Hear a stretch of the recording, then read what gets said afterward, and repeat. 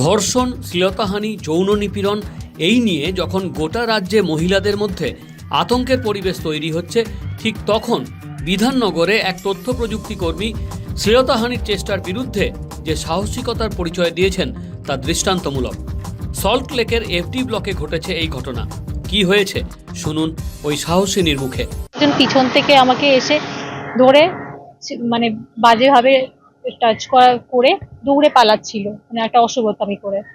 তো ও একটুখানি দৌড়ে গিয়ে ও আস্তে হয়ে গেছে। আমি পিছন ঘুরে যখন ঝাটকা মেরে সরিয়ে দিলাম তাকে, পিছন ঘুরে দেখছি সে আস্তে আস্তে হাঁটছে, মানে তার এইটুকু ভয় নেই যে ভেবেছে যে আমি দৌড়াবো না পিছনে। তো আমি যখন দৌড়েছি ওনার পেছনে, তখন সে জোরে দৌড়ে পালাচ্ছিল।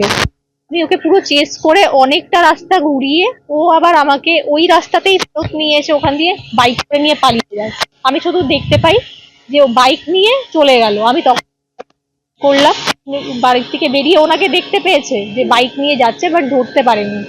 আমি মানে অলমোস্ট 1.5 কিলোমিটার দৌড়েছি ওর পিছনে। তখন খুব জোরে বৃষ্টি পড়ছিল, মানে আমার পা কেটে গেছে, দৌড়াতে পারছি না, তাও আমি ওকে ধরার জন্য দৌড়েছি। তারপরে আমরা এখানে বিধাননগর সাউথ পুলিশ স্টেশনে কমপ্লেন করি।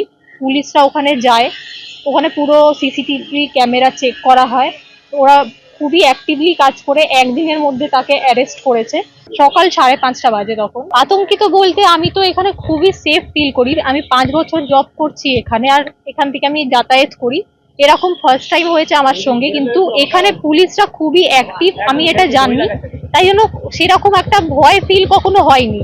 আর এটা আমি দেখলাম যে একদিনের মধ্যে খুবই ভালোভাবে ওনারা ইনভেস্টিগেট করে ওনাকে অ্যারেস্ট করা হয়েছে যে এটা করেছে। আমি এইটুকু বলতে চাইবো যে এরকম তো অনেক কেস হচ্ছে আজকালকার দিনে।